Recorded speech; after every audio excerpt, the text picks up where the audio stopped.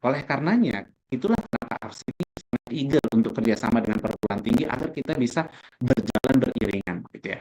Nah, yang ingin saya sampaikan adalah bahwa saat ini ada undang-undang baru disahkan di tahun 2023 akhir lalu, dan ini mengubah landscape dan ekosistem landscape daripada sektor keuangan di Indonesia. Teman-teman kalau lihat ya, kalau mengamati berbagai isu-isu terkini di sektor keuangan nih, ada penambahan Dewan Komisioner OJK, ada perubahan regulator daripada aset kripto yang dulunya di Bapepti dipindah ke OJK, dan seterusnya. Itu bagian daripada konsekuensi hadirnya undang-undang ini. Dan yang terakhir mungkin ya, teman-teman masih ada yang aware nggak atau ada yang ingat nggak? Beberapa waktu lalu, Presiden Prabowo Subianto itu baru saja meluncurkan produk baru dari Bank Syariah Indonesia dan Pegadaian. Ada yang tahu nama produknya apa? Boleh resen atau tulis di chat. Itu disahkan tuh. Yang sahkan atau yang luncurkan Pak Prabowo langsung. Apa nama produknya gitu ya? Benar, Bank Bullion. Bullion Banking. Thank you, dari Azfa Faris ya. Bullion Banking. Bullion Banking itu juga landasan hukumnya adalah di Undang-Undang P2SK ini. Itu ada di poin kegiatan usaha bullion H gitu ya. Kalau misalnya Undang-Undang P2SK ini belum ada, maka yang bullion itu nggak akan terjadi gitu ya. Atau bank emas itu nggak akan bisa jalan kalau nggak ada undang-undang ini. Nah, makanya undang-undang inilah yang menjadi landasan berbagai macam inovasi perkembangan sektor industri atau sektor keuangan gitu ya. Nah, jadi ini adalah sebagai refreshment ya kepada teman-teman sekalian bahwa Indonesia ini saat ini sektor keuangannya sangat amat dinamis dan banyak perubahan-perubahan yang terjadi, dan itu dimulai pasca adanya Undang-Undang P2SK. Yang tak kalah penting bagi teman-teman yang belajar ekonomi pembangunan, manajemen juga adalah bahwa sebelum undang-undang ini ada, fintech itu diregulasi hanya berdasarkan peraturan atau surat edaran dari POJK, PBI, Peraturan Bank Indonesia, Peraturan OJK, SEOJK, Surat Edaran OJK, SEBI, Surat Edaran BI. Nggak masuk di regulasi paling tinggi di atas. Jadi kalau kita belajar hukum itu teman-teman ada namanya hierarki peraturan perundang-undangan. Yang di atasnya itu ada undang-undang dasar, diturunkan ke undang-undang, Kepres, Perpres, POJK, dan seterusnya, dan seterusnya. Tapi kalau sekarang ada jokes sih ya, hierarki perundang-undangan yang paling tinggi itu apa? Ada yang bisa jawab? Di atasnya undang-undang dasar, hierarki daripada eh, apa ya, hierarki paling tinggi dari undang-undang itu, peraturan perundang-undangan itu apa? Itu sering tuh meme-meme berkeliaran di Instagram, di Twitter, itu namanya viral gitu ya. Jadi kalau viral baru tuh diproses gitu ya. Jadi nggak ngelihat hierarki perundang-undangan. Itu jokes ya. Tapi intinya adalah kita lihat bahwa ini juga pertama kali fintech itu diregulasi dalam peraturan setingkat undang-undang gitu ya. Kita coba lihat ke ini adalah sebagai pengantar gitu ya. Nah, kalau misalnya kita definisikan kembali sederhana tentang fintech agar kita bisa apa ya, menyamakan persepsi kembali gitu ya. Mungkin ini sudah disampaikan juga, tapi ingin saya sampaikan bahwa fintech ini beyond digitalization gitu ya. Jadi fintech ini nggak sekedar mendigitalisasi layanan, tetapi dia menghasilkan produk baru, model bisnis baru, aplikasi baru, proses baru, dan seterusnya. Dan itu membutuhkan ekosistem. Gitu ya. Jadi fintech itu membutuhkan ekosistem agar bisa menghasilkan model bisnis, aplikasi, proses, ataupun produk baru. Nah, kalau fintech syariah, tentu fintech yang menyelenggarakan aktivitas bisnis sesuai dengan prinsip-prinsip syariah. Dalam konteks Indonesia, prinsip-prinsip syariah adalah sesuai dengan fatwa Dewan Syariah Nasional Majelis Ulama Indonesia. Kalau model bisnis fintech nanti akan teman-teman pelajari di beberapa pertemuan berikutnya, tapi secara garis besar ada digital pay, ada fintech P2P financing, securities crowdfunding, inovasi teknologi sektor keuangan, aset kripto, dan lainnya. Nanti akan ada sesi khusus di RPS yang teman-teman akan mempelajari ini gitu ya. Kalau menunjukkan sekilas ya contoh-contohnya digital payment ya, kayak Link Aja, GPay, Cashpro, Paytrend, dan kawan-kawan. Itu tidak akan saya bahas pada kesempatan ini. Nah, saya izin mention juga spesifik tentang fintech syariah atau ekonomi dan keuangan digital syariah secara general gitu ya. Di tahun 2024 lalu, Dinar Standard dan Bapenas itu merilis suatu report yang disebut dengan Indonesia Digital Islamic Economy Report gitu ya. Dan di sini dari berbagai macam sektor ekonomi dan keuangan digital yang ada di Indonesia, menurut laporan ini masih didominasi oleh financial technology. Jadi fintech itu memang jadi salah satu yang sangat digandrungi dan berkembang ya dalam sektor keuangan syariah ya, dan tentu ini menggambarkan juga sektor ekonomi dan keuangan secara umum. Nah, kalau teman-teman lihat, saya lupa menampilkan datanya di sini. Google dan Temasek dan Bain and Company itu setiap tahun membuat report ekonomi digitalnya ASEAN gitu ya. Itu namanya SIA report gitu ya. Di laporan itu tersebut juga menunjukkan bahwa memang fintech itu eh, perkembangannya juga masih masif di Indonesia, tetapi dia secara numbers of transaction dan seterusnya kalah dari e-commerce ya. Karena e-commerce-nya lebih banyak kalau di sektor keuangan ekonomi digital gitu ya. Tapi kalau di spesifik nih, kalau di ekonomi dan keuangan syariah itu memang fintech yang paling tinggi. Kalau yang kita lihat ada beberapa tren ya, di sini ada increasing halal awareness gitu ya. Jadi teman-teman sekalian, kesadaran halal tuh semakin lama semakin meningkat gitu ya. Apalagi kalau kita lihat sekarang, kita bahkan nggak hanya berfokus kepada halal, tapi kita juga mempertimbangkan aspek-aspek lain ya kan, aspek toyibnya, aspek lingkungannya gitu ya. Anak-anak muda sekarang ini kan aware banget ya tentang lingkungan dan seterusnya gitu ya. Terus juga ada emerging new technologies, nah AI, blockchain dan lain-lain. Ini yang akan apa namanya ya, yang menjadi tren gitu. Tapi kalau dari sisi Muslim, kita juga large yang Muslim population. Nah, dan itu adalah drive market size and growth.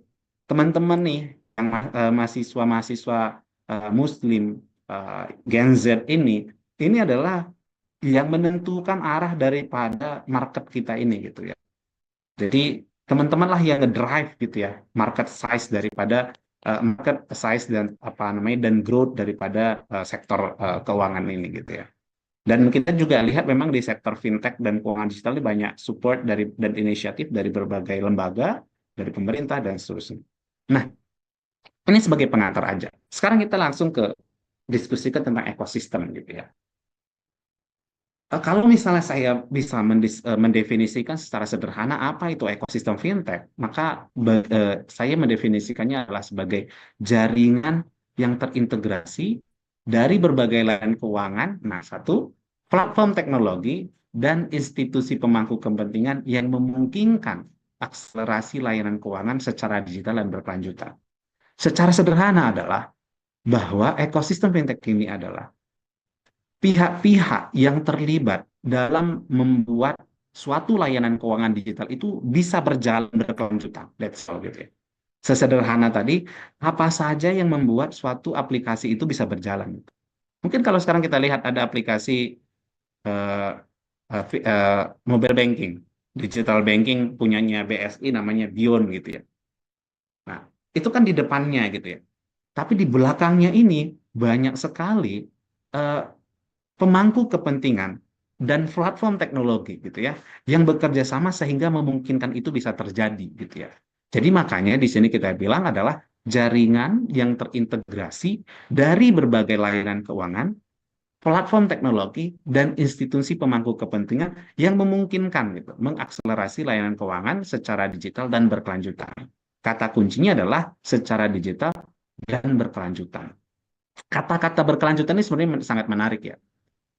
Kita baru saja beberapa waktu lalu mendengar berita Bukalapak menutup layanan e-commerce-nya. Dan dia fokus jadi apa? Tempat jual pulsa, top up game, dan seterusnya dan seterusnya. Mari kita compare dengan Shopee. Kita compare dengan Blibli.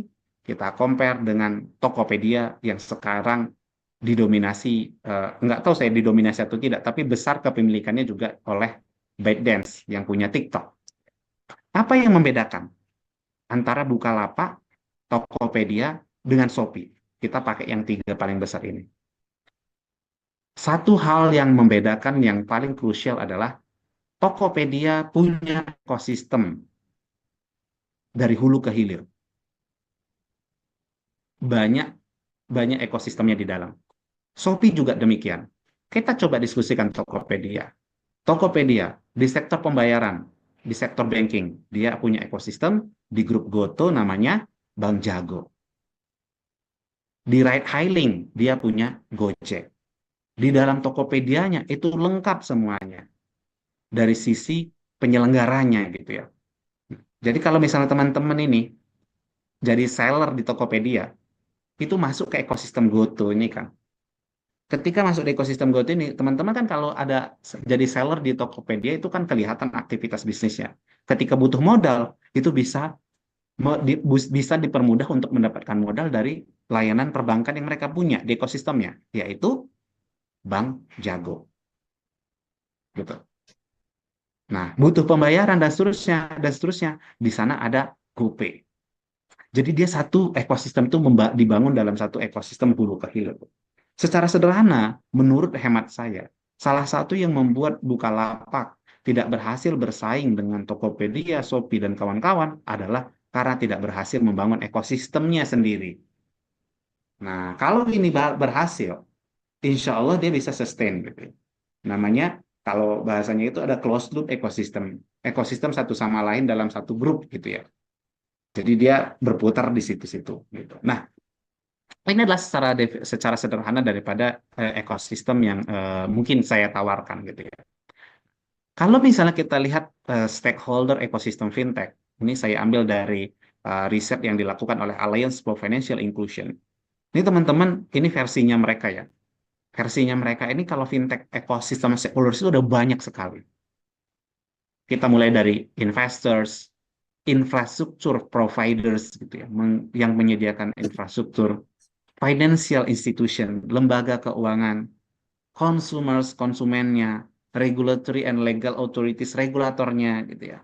Fintech companies, ya tentunya harus ada fintech companies-nya juga, industry association. Nah, industri itu juga asosiasi itu juga bagian daripada ekosistem fintech, konsultansi firm and legal advisors, lembaga konsultansi dan penasehat hukum. Nah, akademia. Nah, disinilah teman-teman nih, Bapak Ibu dosen, mahasiswa ada di akademia. Itu masuk di ekosistem fintech.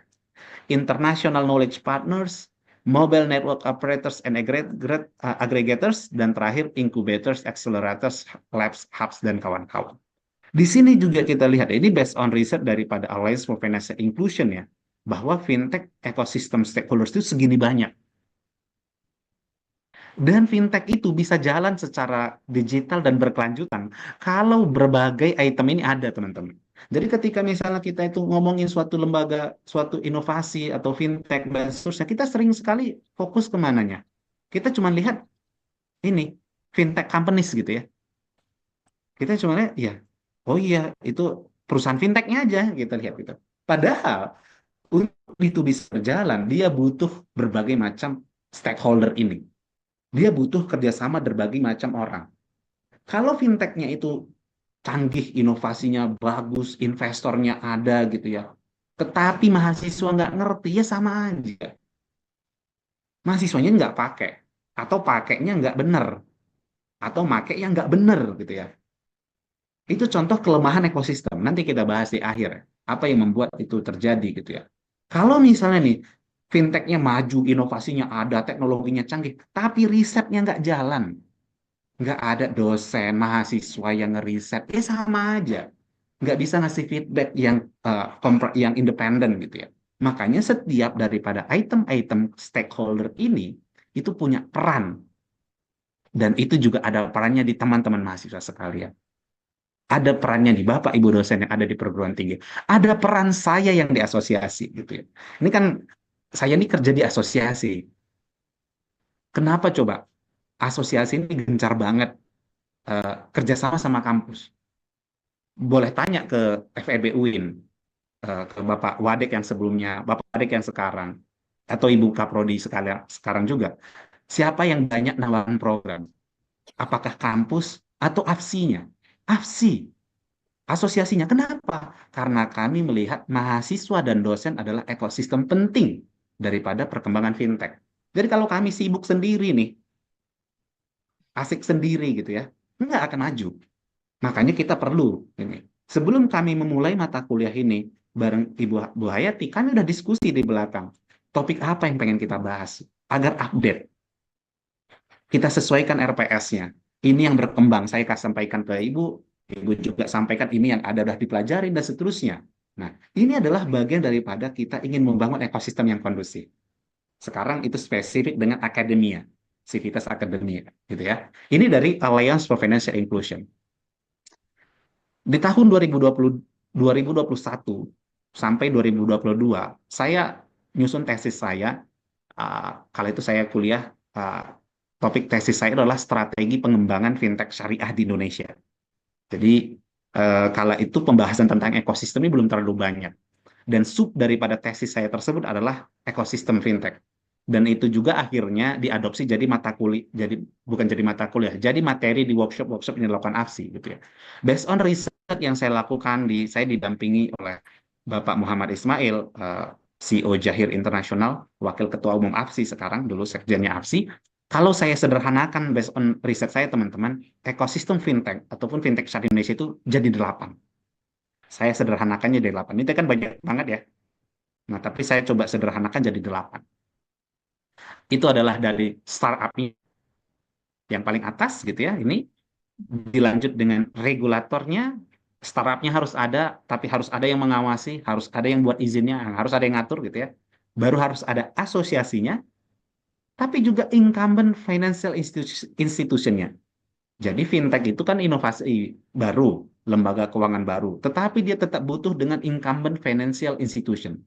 Apa yang dimaksud dengan incumbent financial institution? Yang dimaksud dengan itu adalah lembaga keuangan yang sudah ada sebelum fintech ada.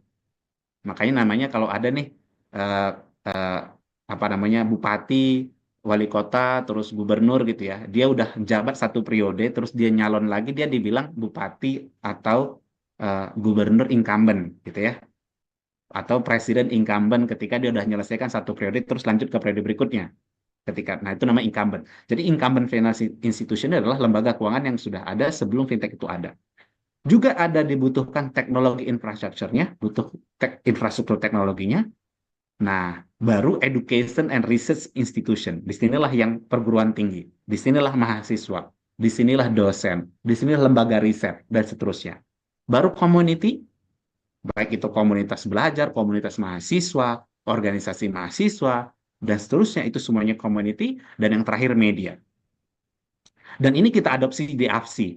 Ekosistem yang kita pakai ini adalah, ini kita adopsi.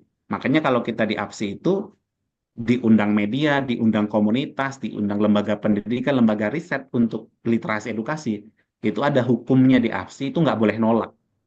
Jadi dari ketua umum itu ketika ada undangan literasi edukasi, itu nggak boleh nolak. Mau diganti orangnya kalau nggak bisa silahkan, mau diganti jadwal silahkan, ganti metode silahkan, tapi nggak boleh nolak. Itu rules number one untuk literasi dan edukasi di AFSI. Kenapa? Karena kami nggak boleh fokus ngurusin diri sendiri.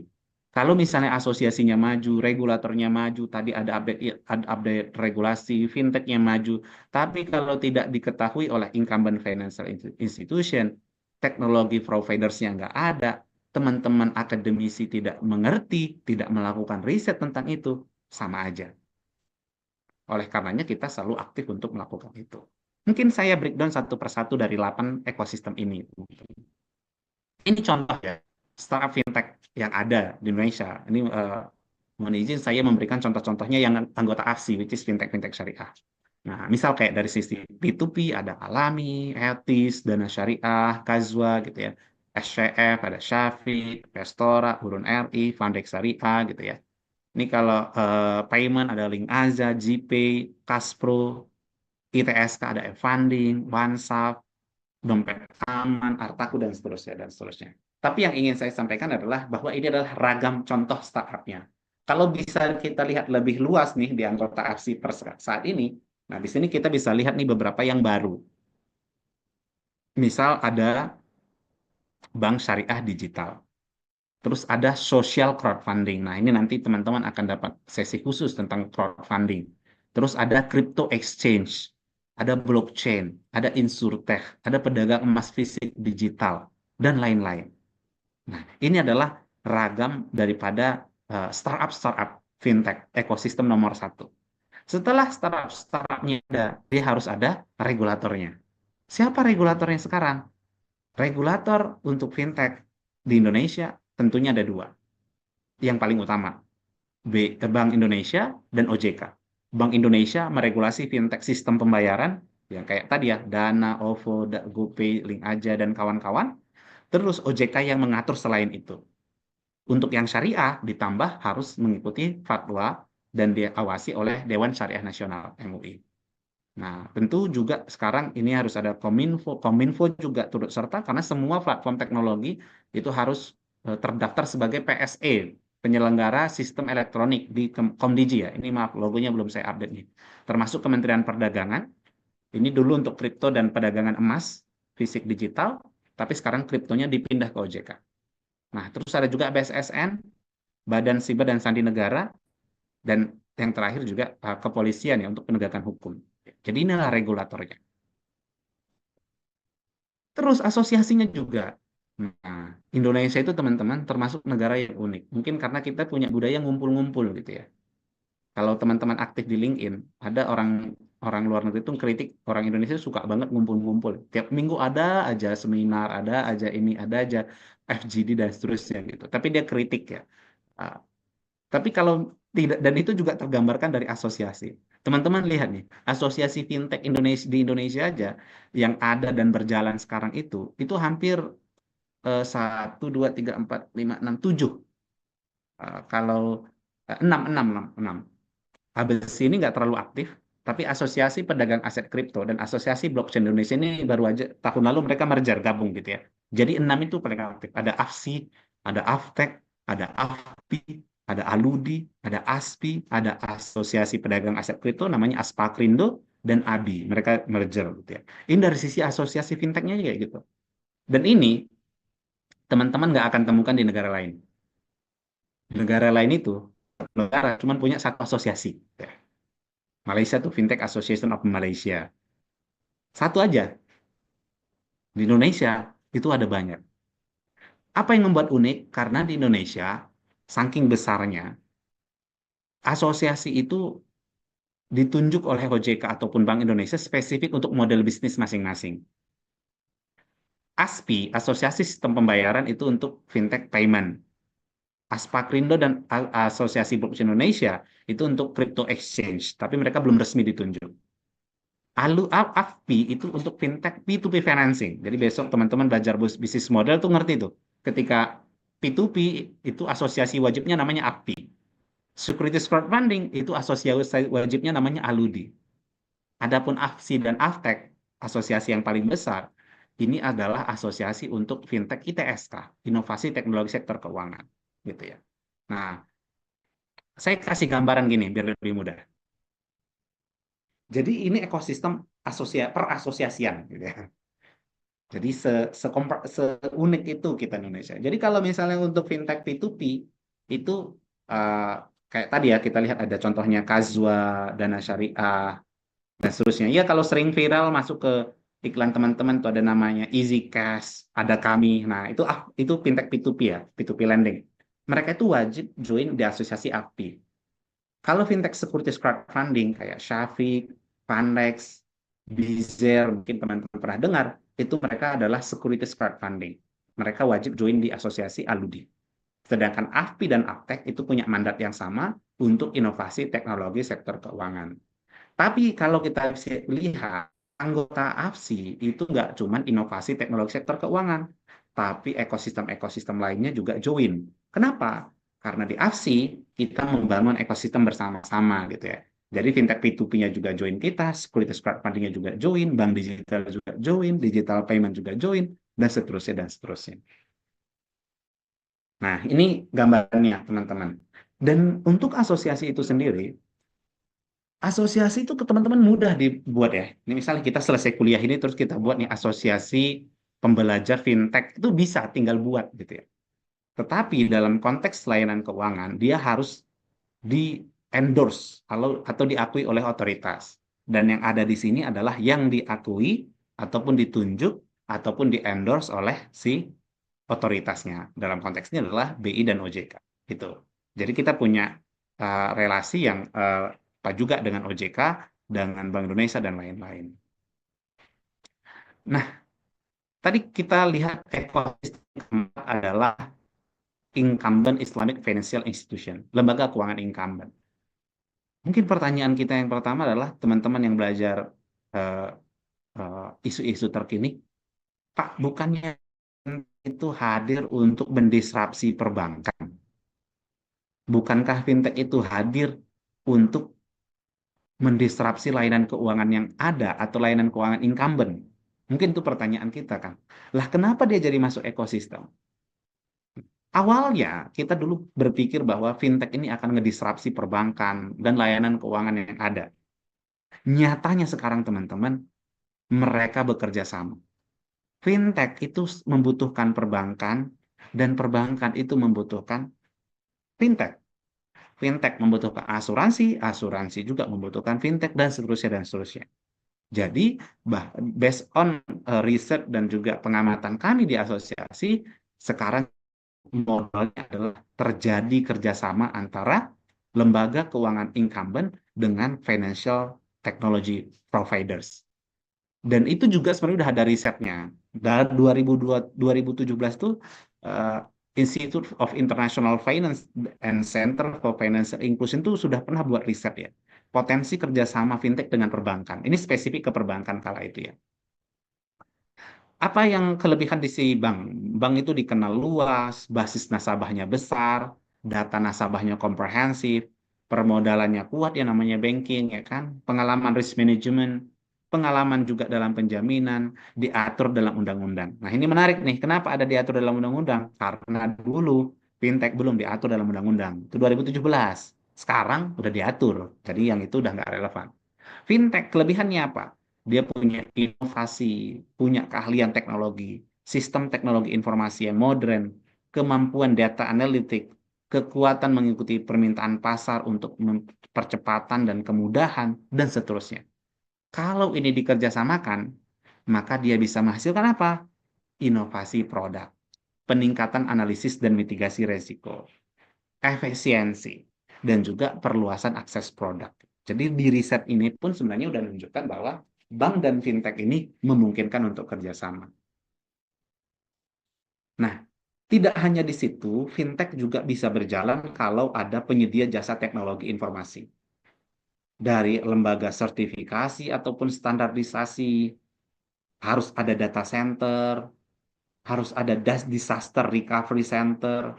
Kalau teman-teman mungkin setahun atau 2 tahun lalu itu pernah ada berita di Indonesia itu ada data center kebakaran di daerah Kuningan Jakarta gitu, dan itu mematikan beberapa platform digital gitu ya karena data centernya di sana gitu ya.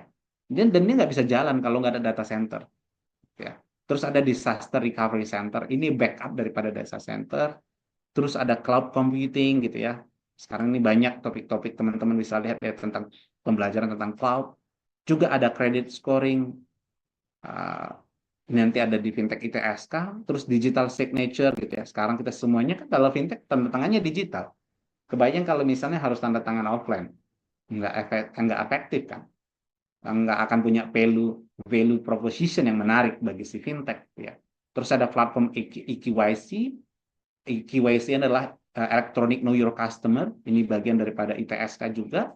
Kalau teman-teman, EKYC ini adalah kalau kita ke bank, kita kan kalau kita mau buka rekening, kita ditanya nama ibu kandung, alamat rumah, dilihat foto, itu namanya KYC, Know Your Customer. Proses si teller bank memverifikasi calon nasabahnya.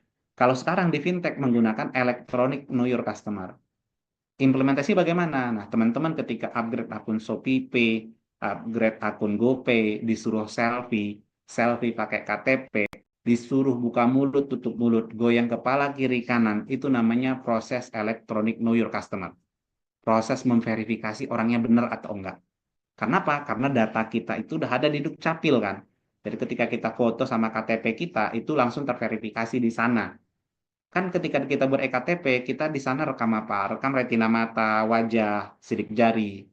dan seterusnya. Itu semuanya ada di sana. Jadi ada berbagai macam proses verifikasi yang digunakan namanya electronic know your customer. Dan juga ada cyber security ya, termasuk provider-provider pendukungnya. Nah, di sini ekosistem yang berikutnya yang saya sampaikan adalah institusi pendidikan dan pelatihan dan penelitian, termasuk adalah perguruan tinggi, lembaga riset yang tidak di perguruan tinggi, lembaga pelatihan, lembaga sertifikasi. Ini gampang ya, teman-teman udah familiar. Nah, lembaga inkubasi. Nah, lembaga inkubasi ini adalah yang membina startup-startup gitu ya. Nah, inkubator-inkubator gitu. Dan platform edukasi. Nah, ini juga punya peran. Kalau misalnya kayak saya sampaikan di awal tadi, fintech-nya maju, asosiasinya maju, regulatornya maju, tapi kalau institusi pendidikan, pelatihan, dan penelitiannya tidak mengikuti itu atau tidak berjalan seiringan, nah nanti yang berkarya di sektor ini siapa? Gitu kan. Nah, itu makanya kita memasukkan perguruan tinggi itu bagian dari ekosistem yang bagian tak terpisahkan dari ekosistem fintech. Media tentu, media ini salah satu juga yang krusial teman-teman. Kenapa? Karena kalau tidak ada media nanti diseminasi informasi itu nggak masif gitu ya. Jadi media termasuk media sosial ya, kita sangat apa namanya ya, membutuhkannya ya untuk bisa meningkatkan exposure daripada fintech-fintech ini. Nah, terus yang terakhir juga komunitas atau masyarakat. Masyarakat dari sisi pelaku UMKM, korporasi, investor, dan seterusnya. Jadi kalau misalnya investornya, pendananya ada banyak gitu ya, tetapi pelakunya UMKM yang membutuhkan modalnya nggak ada kan sama aja. Makanya dia harus dikembangkan dari hulu ke hilirnya. Kira-kira semacam itu. Nah, kita udah mulai ada di beberapa bagian penghujung daripada topik ini. Kalau ada pertanyaan nanti boleh disiapkan dahulu ya. Tapi saya ingin nyampaikan bahwa ini ada juga laporan dari Alliance for Financial Inclusion di 2023. Ketika misalnya mereka menyampaikan ada beberapa elemen strategi untuk pengembangan fintech. Mereka bagi jadi 3 gitu ya. Regulation and governance, infrastructure, dan satunya adalah ekosistem.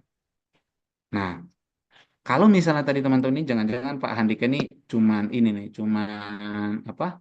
Cuman lip service nih bilang akademia itu penting dalam ekosistem fintech. Nah, ini teman-teman bisa lihat nih di sini nih. Di ekosistem nih, collaboration with industry/academia. Jadi itu bukan pepesan belaka gitu ya, omong kosong kalau kita bilang kita harus banyak kerjasama antara akademisi dengan industri. Di riset-riset yang ada, baik itu di riset yang ada dilakukan oleh lembaga-lembaga internasional dan riset yang saya lakukan juga untuk tesis saya kala itu, memang menunjukkan kita perlu untuk bekerja sama untuk meningkatkan itu semua. Karena kalau misalnya enggak, itu kita akan kesulitan. Kenapa? Karena kita butuh yang di atas tuh. Kita butuh talents. Kita butuh manusianya. Dan itu kita harus ajari sejak dini. Nah, saya selalu sampaikan ke Bapak Ibu dosen, jangan sampai rekan-rekan mahasiswa ini mendapatkan informasi tentang fintech itu hanya dari influencer. Kita harus berikan basicnya di ruang kelas. Sehingga ketika ketemu di luar, mereka belajar influencer is okay, tetapi mereka udah punya basic gitu ya. Jadi nggak FOMO gitu ya, dan nggak latah gitu. Ini mohon maaf nih, kayak saya mention nama nih, lihat postingannya Timothy gitu ya, wah semuanya all in crypto gitu ya, investasi kripto dan seterusnya, tapi belum punya basic pengetahuannya gitu. Nah, makanya kita perlu.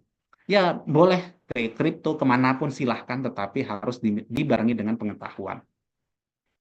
Nah, ini eh, riset tesis yang saya lakukan kala itu, bahwa memang salah satu rekomendasi daripada tesis ini juga adalah untuk membangun ekosistem ini gitu ya. Makanya kalau saya punya privilege, riset saya itu diadopsi di asosiasi. Jadi kalau teman-teman lihat program-program yang kita lakukan di AFSI saat ini, misal yang seperti ini ya, eh, ngembangin RPS atau kurikulum itu bagian daripada rekomendasi di tesis saya dulu itu ya. Kalau sekarang lihat APSI punya training, punya workshop, punya program sertifikasi, punya program magang, itu juga bagian daripada rekomendasi dari riset ini yang saya lakukan. Ya. Nah, jadi eh, karena memang ini adalah hal yang krusial menurut saya dan ternyata memang itu dibutuhkan gitu ya. Makanya di APSI saya itu dapat amanah di programnya Yang paling dominan program itu sebenarnya program literasi dan edukasi untuk penyiapan talenta gitu sih. Nah, itu kira-kira dari sisi apa ya, riset-riset yang ada. Nah, kita mulai mendiskusikan tentang bagaimana ranking di tingkat global. Nah, kalau ketika debat debat cawapres dulu ada satu terminologi yang sempat viral, namanya SGIE, gitu ya, State of Global Islamic Economy Report gitu ya. Itu ada namanya SGIE, diterbitkan oleh Dinar Standar, nama lembaga risetnya, dan mereka Dinar Standar ini juga menerbitkan namanya GIFT Report atau Global Islamic Fintech Report. Nah, ini riset yang berbeda tapi diterbitkan oleh lembaga yang sama gitu ya teman-temannya. Dan mereka ada riset untuk menilai negara dengan ekosistem yang paling kondusif di fintech syariah. Ini spesifik fintech syariah. Di sini dilihat bahwa kita berada di posisi yang ketiga fintech syariah ya. Tapi saya rasa itu gambarkan daripada fintech secara general juga. Nah, kalau misalnya kita lihat di sini, apa nilai-nilai yang menarik ya dari fintech fintech atau fintech syariah Indonesia di asesmennya ini, mereka menilai daripada regulation kita itu nilainya sempurna, dapat nilai 5 gitu ya. Dan ketika ngelihat syariah compliance itu juga dapat nilai 5 karena memang kita sudah punya standar untuk itu ya. Tetapi akses for international finance itu 4, proximity to customers 5, terus kita punya juga PR di talent ya. Talent itu masih dapat 4. Capital ya, fintech-fintechnya belum banyak dapat modal, makanya access to capital itu juga jadi salah satu kesulitan. Kita bisa kalah dari Saudi dan Malaysia gitu. Sebenarnya kalau misalnya mereka daripada talent, terus capital, itu mereka banyak sekali support yang didapatkan ya, terutama dari government.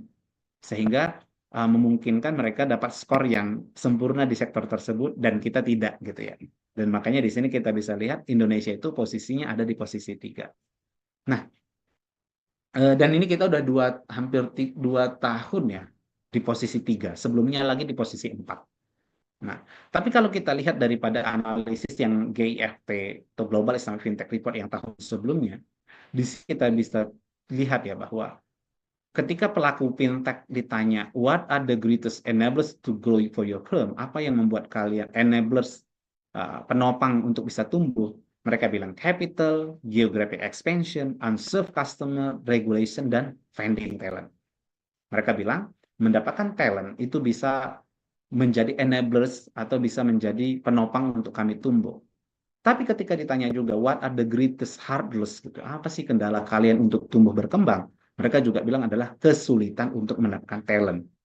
Dari sini bisa kita dapat simpulkan bahwa kebutuhan talenta di sektor financial technology itu masih sangat dibutuhkan. Nah, tapi kalau ke teman-teman lebih kritis, talentnya itu dibutuhkan bukan hanya di startupnya, tapi talent tentang atau kapasitas tentang fintech itu nggak hanya butuh di startupnya. Tapi kalau misalnya saya nggak cocok nih eh, kerja di startup atau bangun startup gitu. Saya ini cocoknya pengennya kerjanya di regulators atau di otoritas. Ya udah di OJK, di Bank Indonesia dan seterusnya atau di Komdigi, tetapi ngeregulasi fintech, gitu ya. Pak, saya nggak cocok, nggak ada minat nih kerja di startupnya ataupun di regulatorsnya, kayak nggak cocok dengan gaya saya. Saya orangnya aktif, mobile dan sana-sana. Cocoknya kerja, saya kayaknya pengen kerja di NGO atau di asosiasi. Dia udah kerja di NGO dan asosiasi fintech gitu ya. Nah, atau misalnya tadi nih, kerjanya di lembaga keuangan incumbent, tetapi ngurusin teknologi, ngurusin produk digital, ngurusin digital banking, gitu ya. Atau kerja di apa namanya teknologi infrastructure, atau saya cocok menjadi dosen, pengennya jadi peneliti. Ya udah di lembaga penelitian pun di kampus pun butuh dosen yang punya kompetensi di fintech. Nah, jadi kalau misalnya teman-teman lihat nih eh, seperti Bu Hayat ini, itu jarang ya dosen yang siap ngajar fintech ya, itu jarang. Coba tanya, kita udah lakukan itu, tanya ke banyak orang. Banyak sekali tuh mereka ngapusin mata kuliah fintech karena nggak ada dosen yang mau ngajar dan siap ngajar gitu. Kebayangkan kalau teman-teman nih punya expertise di bidang fintech gitu ya. kalau dikerja di lembaga riset ataupun di lembaga pendidikan. Nah, jadi itu yang kita maksudkan. Talent di sektor fintech tidak hanya di startupnya, tetapi di seluruh ekosistem itu memang sangat dibutuhkan saat ini. Gitu ya. Oke, nah kita udah mulai di penghujung. Apa urgensi daripada pengembangan ekosistem? Ini saya ambil dari cuitan Pak Yanwar Nugroho tahun 2021. Tapi menurut saya ini sangat menarik. Teman-teman lihat, teknologi kita itu bertumbuhnya semasif ini, eksponensial gitu ya. Tetapi sosial, budaya, literasi, edukasi, pendidikan kita itu yang merah tuh. Pelan-pelan banget naiknya. Ya kan? Inilah yang membuat kenapa banyak korban pinjol ilegal, judol, ataupun korban, bukan korban sih, kejadian-kejadian lucu gitu ya. Orang COD marah-marah gitu ya. Itu kan bapak-bapak, ibu-ibu yang ada di kampung, di daerah, teknologinya nyampe mereka. Aplikasi e-commerce-nya kayak Shopee, Tokopedia, Blibli nyampe ke bapak ibu ini. Tapi nggak ngerti gitu ya. Kalau COD itu urusannya sama seller, bukan urusannya sama kurir gitu ya. Lalu sekarang sih program lalu boleh cek dulu gitu. Tapi intinya adalah kalau kita lihat kasus-kasus itu bahwa teknologi itu nyampe ke masyarakat, nyampe ke kita, nyampe ke mahasiswa, tapi tidak dibarengi dengan kapasitasnya, tidak dibarengi dengan pengetahuannya. Alhamdulillah sih sekarang berkurang. Tahun 2023 sampai 2024 banyak sekali kasus-kasus mahasiswa di sektor pinjol ilegal ini. Paling kasus yang lucu dan menarik dan mirip dengan, bukan mirip sih, dekat dengan kita yang kalau Win ya, saya lebih Win Win Surabaya satunya. Ada UIN di Solo, panitia ospeknya dapat sponsor dari pinjol, mabanya disuruh buka akun pinjol. Buka tuh. Itu kan tadi tuh, karena tahu ini jadinya dapat sponsor gitu ya, tapi nggak ngerti dia ya cara menggunakannya dengan bijak. Ada juga di IPB, diiming-imingi senior, pakai pinjol, ada referralnya mungkin ya, dan seterusnya. Dan banyak kasus-kasus mahasiswa. Saya udah punya kompilasi kasusnya sih. Nanti bisa saya tunjukkan juga ke teman-teman. Tapi yang ingin saya sampaikan adalah, kalau ekosistemnya tidak kita bangun, maka terjadi namanya disembeddedness, atau ketercerabutan, atau bahasa sederhananya kesenjangan. Karena teknologi ini masif, maka kita harus barengi dengan sosial, biaya, dan seterusnya. Ini tadi nih, contohnya ya, ini kasus yang baru. 42% Gen Z menggunakan pinjol untuk bayar kebutuhan sehari-hari. OJK sebut Gen Z dan milenial sumbang 37% kredit macet ya pinjol. Teman-teman mungkin semoga nggak ada yang pakai. Tapi Gen Z yang pakai dan macet ini mungkin nggak aware yang disebut dengan slip. Apa yang disebut dengan biaya checking bahasa lamanya gitu. Bahwa kalau kita punya kebiasaan telat bayar daripada utang di lembaga keuangan, itu akan merusak reputasi kredit kita sampai kapanpun. Gitu ya. Misalnya sekarang nih pakai pay letter, pakai pinjol 100.000, 50.000 dan seterusnya, tetapi nggak disiplin bayarnya, akhirnya rusak reputasi kreditnya yang tercatat di sini. Dan nanti sudah punya pekerjaan bagus, punya uang banyak, terus pengen pakai rumah, pengen kredit rumah, pengen kredit mobil gitu ya. Kan susah tuh dia perform bank. Karena ketika dicek listriknya, ternyata dulu punya reputasi yang jelek di sektor ini. Nah, ini juga menunjukkan bahwa banyak sekali sering mengadopsi layanan keuangan di sini ini tanpa dipengaruhi, tanpa dibarengi dengan pengetahuan yang matang. Itu kira-kira. Nah, di sini juga bisa kita lihat ya, literasi keuangan mahasiswa itu coba kita lihat ya. Yang merah aja, yang komposit. Literasi keuangan pelajar atau mahasiswa itu 56,42%. Sedangkan inklusinya itu 69. Oke. 69%. Berarti di situ ada sekitar berapa persen gitu ya? 14% gitu ya. Orang yang sudah terinklusi, tapi belum terliterasi. Berarti ada sekitar 14% mahasiswa atau pelajar yang menggunakan aplikasi atau mengemakai layanan keuangan tanpa dibarengi dengan literasinya. Jadi gap antara 69,00 dikurangi dengan 56. Nah, makanya kita harus kejar. Jangan sampai inklusinya naik ya. Inklusinya itu orang semua pakai berbagai layanan keuangan tapi tidak diiringi dengan pengetahuan atau literasi. Nah, terakhir teman-teman, apa sebenarnya peran strategis perguruan tinggi dalam ekosistem fintech ataupun fintech syariah? Saya membaginya jadi tiga berdasarkan dari dharma perguruan tinggi. Pertama adalah dalam pendidikan seperti yang kita lakukan saat ini. Fintech diajarin di dalam kampus, di dalam kelas. Tidak hanya di kajian-kajian mahasiswa, tidak hanya di seminar, tapi di dalam kelas. Yang kedua adalah juga kita harus mendorong sebanyak-banyaknya penelitian di bidang fintech. Oke lah, kayak pendidikan kalian dapat privilege, ada anak kuliah yang boleh lihat di ekonomi dan manajemen dan seterusnya. Tapi base risetnya APSI itu kampus yang punya mata kuliah hanya 10%-an. Masih banyak yang belum ada punya fintech atau fintech syariah. Terus yang kedua, kita juga mendorong makin banyak penelitian fintech. Teman-teman tertarik meneliti fintech, silahkan riset. Silahkan lakukan itu. Kalau data butuh verifikasi, silahkan datang ke APSI. Bahkan APSI itu lomba karya tulis ilmiah, dan salah satunya adalah agar mahasiswa mau meneliti tentang fintech. Terus yang ketiga, terlibat di masyarakat. Teman-teman, kalau ada acara penelitian dan seterusnya, ketika mengajarkan tentang literasi keuangan ke masyarakat, dan jangan lupa juga literasi tentang fintech. Terutama paling basic adalah bagaimana mengidentifikasi yang legal dan ilegal, sehingga mereka nggak terjebak berbagai macam layanan keuangannya tidak ada tanggung jawab. Intinya, perguruan tinggi punya peran, atau mahasiswa dan bapak ibu dosen itu punya peran untuk meningkatkan literasi dan juga pada akhirnya adalah peningkatan talenta untuk fintech ini di kemudian hari.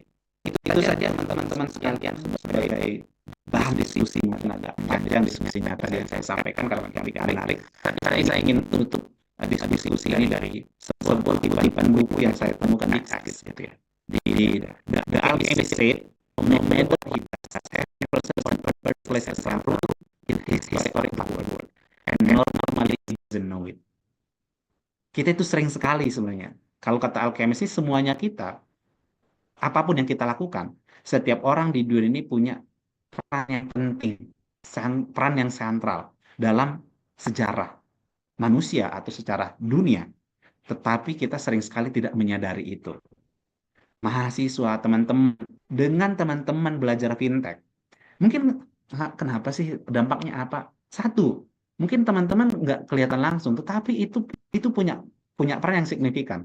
Yang pertama adalah mengurangi orang pakai yang ilegal. Setidaknya teman-teman mahasiswa yang belajar fintech ya kali masih pakai yang ilegal. Setidaknya kalau ada temannya, keluarganya nanya, tahu cara jawabnya. Setidaknya kalau jadi tahu tuh bisa ada dampak yang tersebar luas gitu ya. Ketika teman-teman itu satu terliterasi, yang lainnya itu bisa ngikutin. Nah, teman-teman punya peran dalam ekosistem ini. Jadi mari kita sama-sama bisa mengambil peran kita masing-masing. Terima kasih teman-teman sekalian. Kalau ada hal yang kurang berkenan, mohon maaf. Saya akan sangat senang kalau ada feedback, diskusi, tanya jawab, atau apapun itu tentang fintech yang bisa kita diskusikan di pertemuan ini. Terima kasih. Saya kembalikan ke Bu Hayati. Silakan Ibu. Baik, terima kasih. Masya Allah, luar biasa sekali Pak Andika. Terima kasih banyak Pak Andika atas materinya, Sama-sama. paparannya yang luar biasa menarik sekali ya. Langsung eh, dari teorinya langsung kepada aplikasi ya, yang mungkin kalau hanya kami sebagai dosen mungkin tidak bisa sedetail itu ya, karena Pak Andika langsung terjun. Nah, jadi saya kira tadi banyak sekali yang sudah disampaikan oleh Pak Handika mengenai fintech ekosistem, dan sebenarnya itu ada di keseharian kita, gitu ya, tanpa kita sadari bahwa ekosistem itu sebenarnya melekat dengan lingkungan yang kita lakukan. Apalagi mahasiswa tadi sudah menggunakan teknologi ya, teknologi dan menggunakan juga sudah paymentnya secara tidak sadar menggunakan pay later gitu ya, bahwa mereka sebenarnya sudah masuk ke dalam lingkungan dan juga sebagai ekosistemnya dari fintech itu sendiri. Dan tadi saya sepakat Pak Andika bahwa eh, kecenderungan masyarakat kita ini kan adalah FOMO, dan kemudian dari sisi teknologi ini melesat cepat gitu ya. Teknologi itu bisa tersebar sampai dengan ke berbagai wilayah, ke daerah gitu ya. Namun tidak diimbangi dengan literasinya tadi, sehingga banyak masyarakat yang terjebak di dalamnya. Dan yang berbahaya itu justru adalah masyarakat yang ada di wilayah di sekitaran tertier ya, di second ya, di secondnya kita, bukan di daerah lingkungan pertama, tapi justru yang berada di tengah-tengah gitu, bukan justru yang tertinggal. Kalau yang tertinggal mungkin aman karena teknologinya tidak nyampe gitu ya. Tapi justru yang berbahaya adalah dia yang berada di tengah-tengah antara kota dengan desa, ya, dan di mana bahwa teknologinya sampai kepada mereka, tetapi pengetahuannya tidak sampai. Nah, itulah biasanya masyarakat yang banyak terjebak ya, Pak. Banyak yang terjebak dengan pinjol yang tadi atau penggunaan belanja online yang tanpa mereka tahu tentang COD itu sendiri itu apa. Nah, ini jadi sangat menarik untuk kita diskusikan. Nah, saya persilakan kepada teman-teman mahasiswa, silahkan raise hand, kemudian nanti setelah raise hand sebutkan nama dan dari prodinya, prodi mana ya, supaya saya juga bisa